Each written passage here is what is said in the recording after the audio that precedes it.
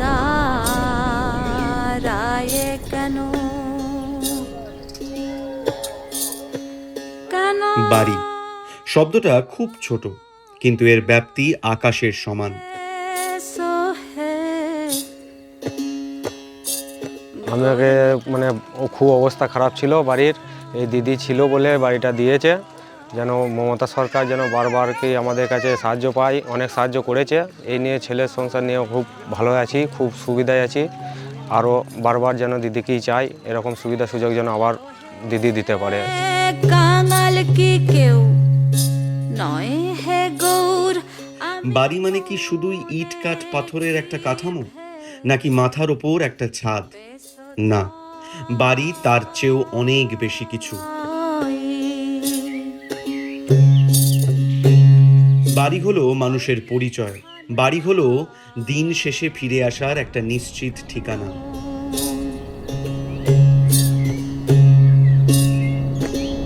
পুরনো বাড়ি, এটা একটা রান্নাঘর চালা ছিল ভাঙা। আমরা পঞ্চায়েতের সদস্যদের জানিয়ে এই নতুন বাড়িটা হয়েছে। টাকা পয়সা দিচ্ছে এই ঘরটা বলতে দিল, বাড়িটা তো দাঁড় করানো হয়েছে, মাথা গোঁজার ঠাঁই হয়েছে। জগন্নাথ যাদের বাড়ি নেই কিংবা যারা প্রজন্মের পর প্রজন্ম ভাঙা চালের নিচে রাত কাটিয়েছে, তারা জানেন একটু নিশ্চিন্ত ঘুমের মূল্য কত।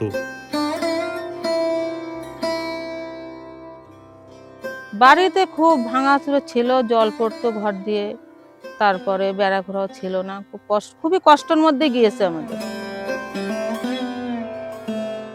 আমাদের বাড়িঘর খুবই মানে ভেঙে ভেঙে গেছে। শীতকালে খুব কষ্ট হয় থাকার জন্য, বর্ষাকালেও থাকার কষ্ট হয়। বাড়ি মানে নিরাপত্তা, বাড়ি মানে আত্মসম্মান, বাড়ি মানে সমাজে মাথা উঁচু করে বাঁচার অধিকার।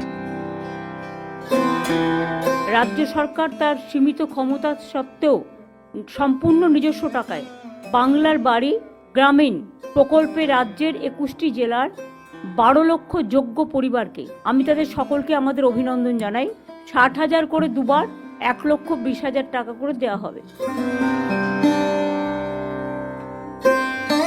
বাংলার মাটিতেও এমন লক্ষাধিক পরিবার ছিল যাদের কাছে পাকা বাড়ি ছিল এক বিলাসিতা, এক অধরা স্বপ্ন। আমার খুব অসুবিধা হচ্ছে, আমি ঘর বাড়ি করতে পারছি না, ভাঙা ঘরে পড়ে আছি। এই তিরপল জ্বালিয়ে তিরপল দিয়ে ঘর করে আছি।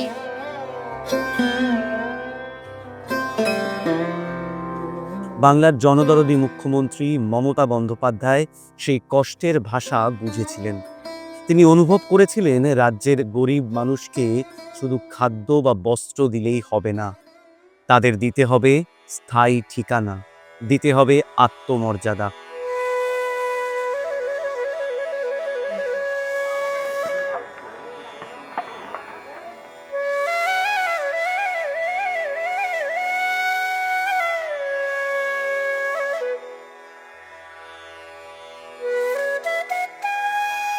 আমি ভাঙা ঘরে ছিলাম, আমার দিদি ঘর দিয়েছে বলে সেই আমি এখনো আছি। দিদি ঘর দিয়েছে বলেই তো আমি আছি, দিদিরা দিচ্ছে বলেই আমি খাইতে পেয়েছি।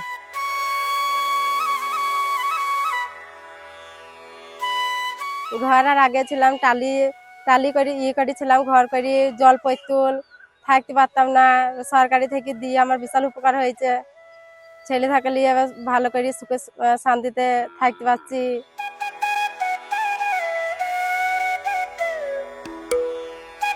এখন মানে খুবই ভালো, দিদিকে খুবই ধন্যবাদ দিতে হয়, খুবই ধন্যবাদ দিই, জানাই তাকে যে কাঁচা বাড়ির থেকে আমার এই বাড়িটা হওয়াতে খুবই ধন্যবাদ।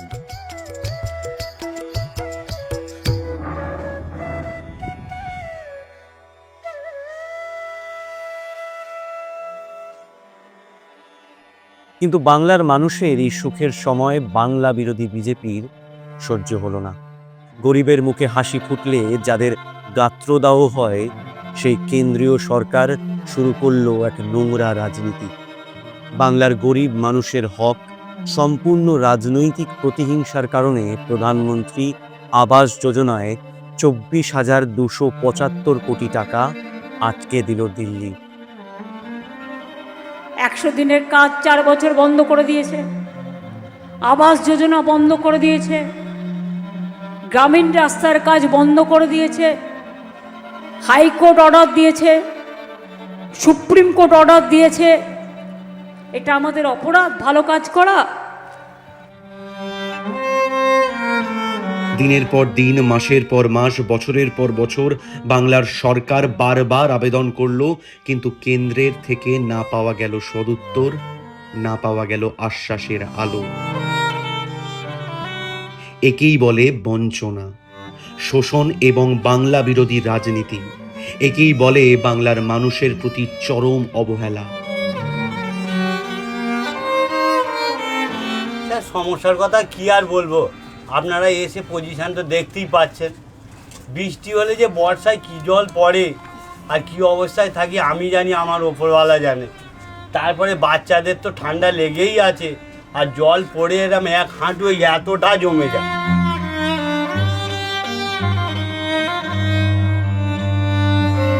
লক্ষ লক্ষ মানুষ যারা আশা করেছিলেন এবার তাদের পাকা ছাদ হবে, তাদেরই সেই স্বপ্নকে মাঝপথে থামিয়ে দেওয়া হলো। মোদি সরকার এভাবে বহু ধোঁকা দিয়েছে, বহু ধোঁকা দিয়ে দিয়ে আমাদের আসবে, এই হবে তাই হবে। কোনোদিন মোদি সরকার আমাদের কোনো এসব কাজ করেনি। কেন্দ্রীয় সরকার প্রমাণ করলো বাংলার মানুষের চোখের জলের মূল্য তাদের কাছে নেই। তারা কেবল ক্ষমতা এবং ভোটের রাজনীতি করে। এই মোদি সরকার ঘর দেবে বলেছিলাম, মোদি সরকার ঘর দিইনি আমাকে।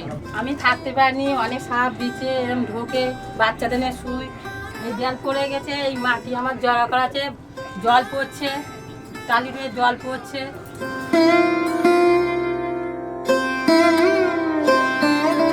কিন্তু তারা ভুলে গিয়েছিল বাংলার মাটি দুর্বল নয়। কেন্দ্রীয় সরকার তার কথা রাখেনি। গত 3 বছর ধরে আবাস যোজনার টাকা দেয় না। 100 দিনের কাজের টাকাও আপনারা জানেন, প্রায় 59 লক্ষ লোককে আমরা টাকা দিয়েছি, প্রায় 2700 কোটি টাকা রাজ্য সরকার এক্সচেকার থেকে গেছে। যখন দিল্লি মুখ ফিরিয়ে নিল, তখন বাংলার অগ্নিকন্যা ঘোষণা করলেন, কারো কাছে হাত পাতব না, বাংলার গরিব মানুষের বাড়ি বাংলার নিজের টাকাতেই হবে। আমার দরকার নেই তোমাদের দয়ায়, আমরা বিকল্প করতে জানি।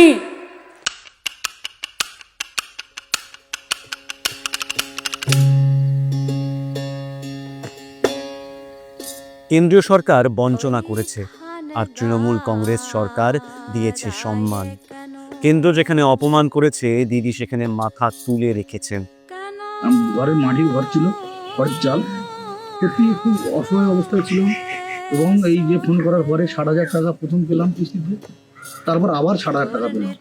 এই দুবারে এই 1,20,000 টাকা পেয়ে আমি এই ঘরটা তৈরি করতে পারি।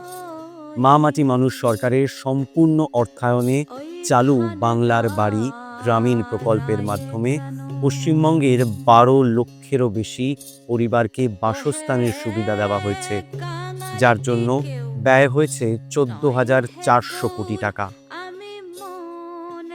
বাংলার বাড়ি গ্রামীণ প্রকল্পের দ্বিতীয় পর্যায়ে আরও 20 লক্ষ পরিবার উপকৃত হবে এবং এর জন্য 24,000 কোটি টাকা ব্যয় হবে। 2011 সালের পর থেকে পশ্চিমবঙ্গ সরকার প্রায় 1 কোটি পরিবারের জন্য মর্যাদাপূর্ণ বাসস্থান নিশ্চিত করেছে। আমার নাম বাসুদেব মাঝি, গ্রাম আমডোপ, জেলা পূর্ব বর্ধমান। আমাদের রাজ্য সরকার মমতা বন্দ্যোপাধ্যায়ের সরকার এই বাড়িটা আমাকে দিয়েছে, আর এই বাড়িটা দেওয়ার পরে আমি খুব উপকৃত হয়েছি।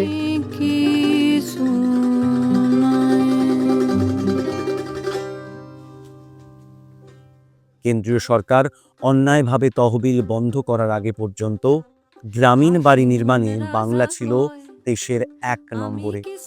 আবাস যোজনা গ্রামীণের আওতায় 47.5 লক্ষ বাড়ি সম্পন্ন হয়েছে। আগের বাড়ি ছিল তো আমার ছিটে বেড়ার ঘর, মানে ঝড় জল হলে থাকা, বাচ্চা কাচ্চা নিয়ে থাকা খুব অসুবিধা হতো, খুব ভয় হতো। বাংলার বাড়ি শুধু ইটের দেওয়াল নয়, এটি একটি প্রতিশ্রুতির নাম, যে কোনো পরিস্থিতিতে বাংলার মানুষের পাশে থাকার।